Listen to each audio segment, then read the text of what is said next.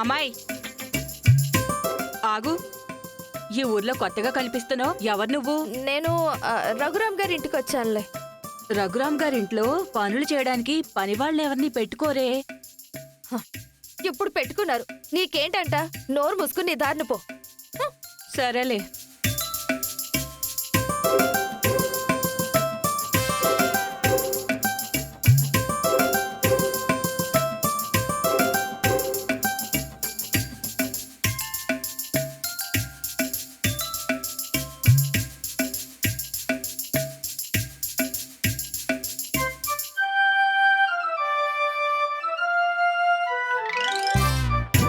Bit, నేను వస్తున్నా. నాగు bit. ఒరే బిట్టు, ఎలా ఉన్నావురా? ఎవరు నువ్వు? దూరంగుండు, ముందు దూరంగుండు. రే బిట్టు, అమ్మన్రా. నువ్వు మా అమ్మవేంటి? నేనేరా మీ అమ్మని. నువ్వు మా అమ్మవేంటి? మా అమ్మ ఎలా ఉంటుందో తెలుసా? పాత సినిమాల్లో హీరోయిన్ లా ఉంటుంది. ఇప్పుడు ఇంట్లో పెత్తనం కూడా మా అమ్మదే. ముతుక చీర కట్టుకున్న ముష్టిమొహంలో ఉన్నావు. నువ్వు మా అమ్మవా? ఒరే కన్న తల్లి నన్నే స్మార్ట్లు అనకూడదురా. చిచి, ఏమండి మీరైనా కాస్త చెప్పండి. మీ అమ్మేరా తను? ఓ నాన్న, నేను నమ్మను. కొంపతీసి అమ్మని మార్చేసావా ఏంటి? రేయ్, వయసుకు తగ్గ మాటలు మాట్లాడు. నేను చెప్తున్నాను కదా. నేను నమ్మను నాన్న. సరిగ్గా చూడు. అమ్మా, అమ్మా. నేను మీ అమ్మనేరా. నువ్వు నిజంగా మా అమ్మవేనా అమ్మా? అవునరా. నువ్వేంటమ్మా ఇలా మారిపోయావు? ఇదొక చేదు గతం లేరా. ముందు లోపలికి పద, అక్కడ చెప్తాను రా.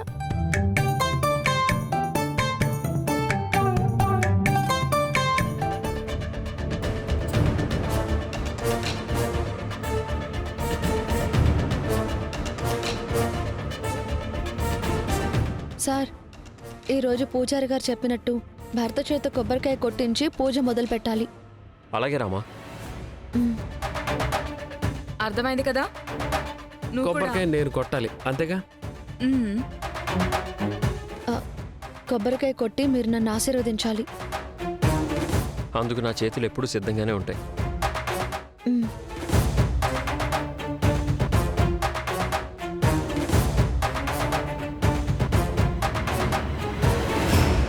ఓం నమో శ్రీమాత్రే నమః. వామ్మో, అవేవేవో మంత్రాలు చదివేస్తోంది. నాకేమీ రావు. ఎలా ఇప్పుడు? కాసేపు కళ్ళు మూసుకుందాంలే.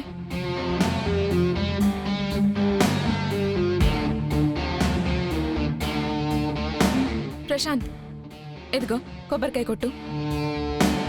ఆ, ఎక్కడ కొట్టాలి? నా తల మీద కొట్టు. అలాగే.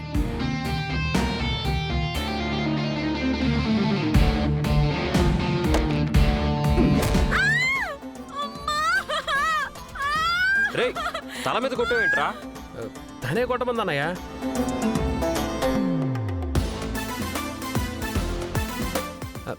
అస్మిత, నీ తల చాలా స్ట్రాంగ్ గా ఉంది అస్మిత. కొబ్బరికాయ కూడా పగిలింది. మొహం పగలు కొడతాను. ఇక్కడ రామ పూజ చేసుకుంటుంది, మీరు పక్కెళ్ళి గొడవ పడతారా? అరే, అయ్యో, రక్తం వస్తుంది అస్మిత. తల పగిలితే రక్తం రాకుండా టమాటా రసం వస్తుందా? Good joke. రక్తం వచ్చేస్తుంది. సౌర్య సార్, తనకు ముందు కట్టుకట్టండి, రక్తం కారిపోతుంది. రే ప్రశాంత్, తనకేదైనా కట్టు. అలాగే అన్నయ్య.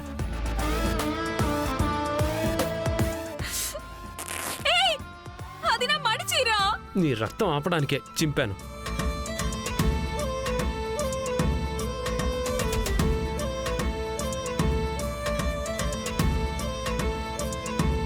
పూజ చేస్తావా, ఇంటికి వెళ్ళిపోదామా? నిన్న ఇలాగే పోయాం, ఇవాళైనా చెయ్యి నువ్వు.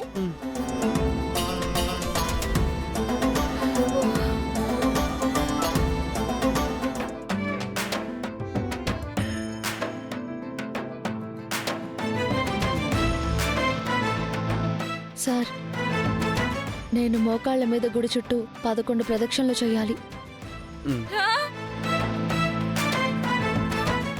కమిట్ అయ్యావుగా, కంటిన్యూ చెయ్యి. రామా, మోకాళ్ళ మీద కింద చూసావా ఎలా ఉందో? రాళ్ళున్నా ముళ్ళున్నా చేయాల్సిందే సార్. వా! నువ్వు మనిషివా ఇంకేమన్నా? ఈ గుడి చుట్టూ మనిషి అన్నవాడు ఎవడైనా మోకాళ్ళ మీద తిరుగుతాడా? వా! దీక్ష ఫలించాలంటే చెయ్యాలి.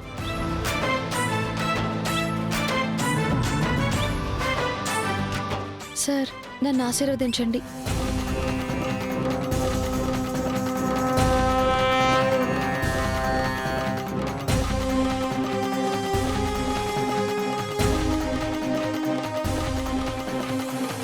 వెళ్ళు.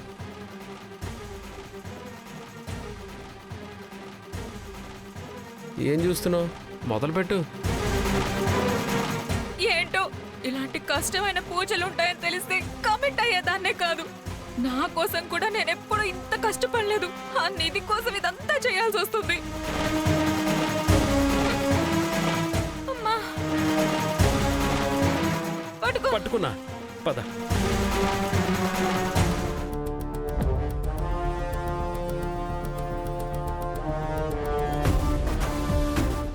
రోజుల పాటు ఉపవాసాలు ఉండి పూజలు చేస్తే తప్పకుండా నిధి దొరికే అవకాశం.